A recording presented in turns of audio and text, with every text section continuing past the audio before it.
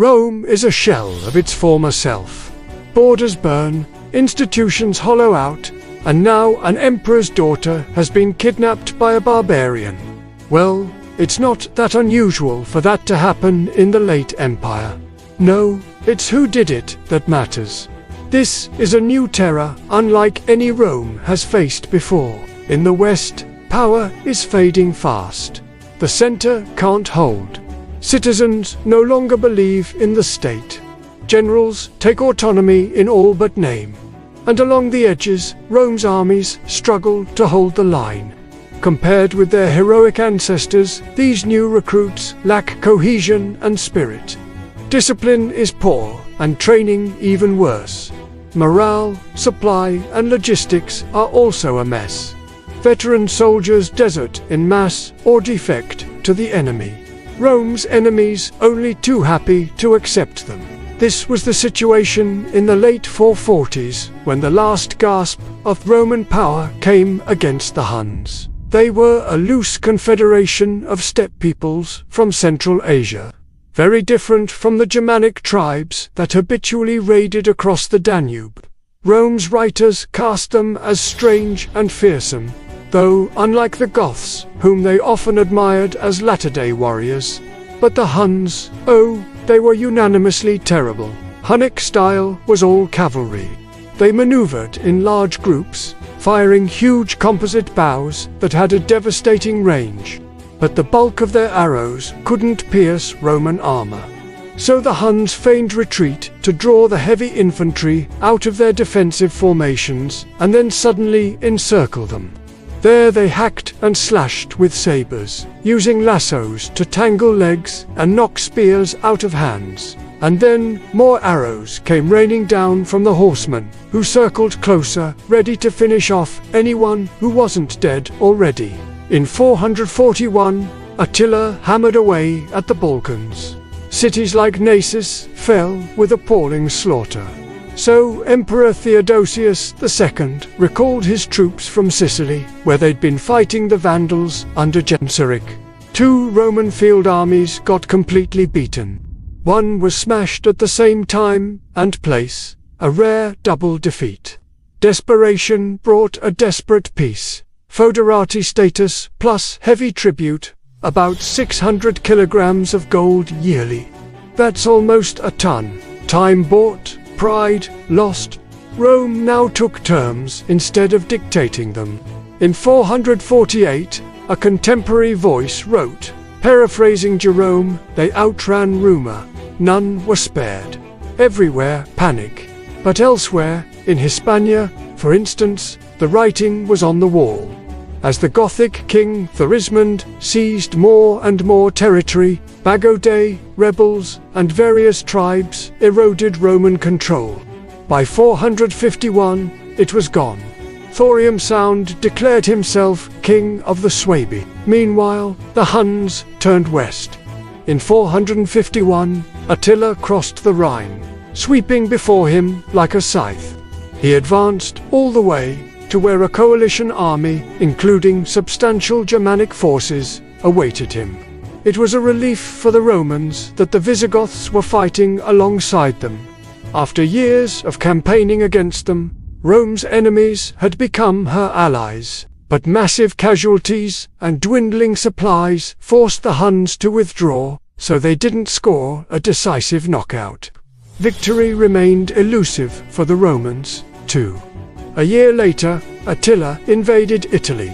Verona was seized in 452, Padua and Milan were sacked.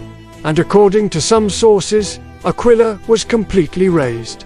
Along the way, the great general Aetius shadowed and harassed the invaders. Plague and threats from the east forced the Huns to turn back. Marsene, a future emperor, claimed to have defeated them decisively, but the sources are disputed. Soon afterwards, Attila died. Hunnic unity fractured, and the Western Empire's worst enemy now sat inside a palace in Rome. Emperor Valentinian III murdered Aetius, thinking he'd orchestrated the death of his predecessor. Months later, Aetius' men killed Valentinian. His son, The future Emperor Majorine barely escaped with his life. So that's how it ended. Rome won. Where once Rome had ruled the known world, now it barely held the 7 hills. How did it happen? Find out in Rome 2 that is coming right now. Let's continue for Rome Part 2. Are you ready? Let's begin. So 455. It all comes crashing down. Emperor Petronius Maximus. He'd only been in power a few months. He gets ganked by a mob after sacking their statues. And while this is happening, Kiseric is looting Rome for 2 weeks. So that's the end of the sack of Rome, one of history's great sacks. And we're gonna think about the word vandalism today. That's gonna get its modern meaning because of what the Vandals have done. But the wealth stripped from Italy and shipped off to North Africa. Captives taken back to the Vandal kingdom will put all those dots on our map. It's actually quite an impressive empire they carved out there. But now Rome has no money. In fact, the whole Western Empire is nearly bankrupt. And so desperate times call for desperate measures. And the emperors who follow, including Majorian, they will melt down statues, even the statues of ancestors, to get the raw materials to make coins. They're just kind of sad sack rulers. In this period, though, Majorian does have one shining moment where he beats a Vandal fleet off the coast of Sicily. He gets a little bit of loot. It's not a great victory, but it's one of the last kind of naval victories Rome will ever see. Avitus, the puppet emperor installed in Rome, he struggles for legitimacy. People don't want him to be emperor. He's raised by Visigoth, backing in Gaul. He doesn't really control anything. There's hostility in Rome. Finances are dire. So, as we said, desperate times call for desperate measures. So, in 457, Majorian, who'd been a Roman general, he topples Avitus with the help of his friend Ricimer, who's a Roman general as well. And together they establish Majorian as emperor at Piacenza. So finally, a strong ruler, at least on paper, and Majorian will try to clean up the corruption in Rome. And that makes him very unpopular with the elites. But he does have the support of the people. He'll beat the Vandal raiders at the Battle of Garigano in 260, and that allows him to recover much of Hispania, the Vandal-occupied province.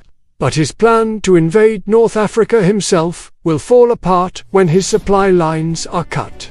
While he's campaigning in Africa, Ricimer, the real power in the West, decides he wants to get rid of He has him tortured and executed in 461 and installs a new puppet, Libya Severus, who's a senator. But then Anthemius, the former governor of Africa, he gets the backing of the East and invades Italy. He clashes with Ricimer, and that leads to the siege of Rome in 466. And it looks like the city is gonna fall. But Anthemius gets captured and beheaded, and so Ricimer, the master puppeteer, he survives this crisis. But his health is failing. In 468, he sends out a mega expedition into Gaul with the goal of retaking the province from the Visigoths.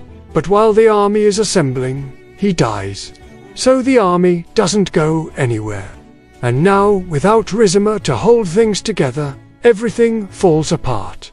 The Visigoths in Gaul, they take the Alans in northern Italy, they're granted independence.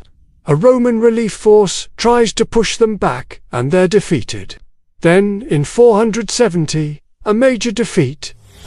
In 471, another defeat at Arles. And that opens the door for the Visigoths to expand into Gaul. The Franks smell weakness, and they start to move into the northern part of the former Roman province. And so, Gaul is rapidly lost. Ricimer's brother, Olybrius, he succeeds him as Magister Militum. He only holds the title for 3 years.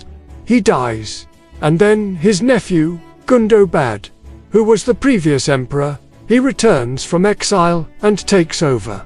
The Western state is now a shell.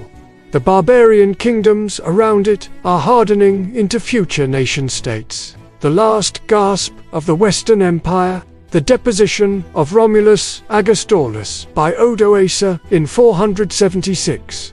And that's the traditional date given for the end of the Western Empire, but Constantinople endures. In the East, the Roman, or I should say the Byzantine Empire, continues on for another 5 centuries. In the West, a fractured Europe emerges, scarred and waiting to be reborn.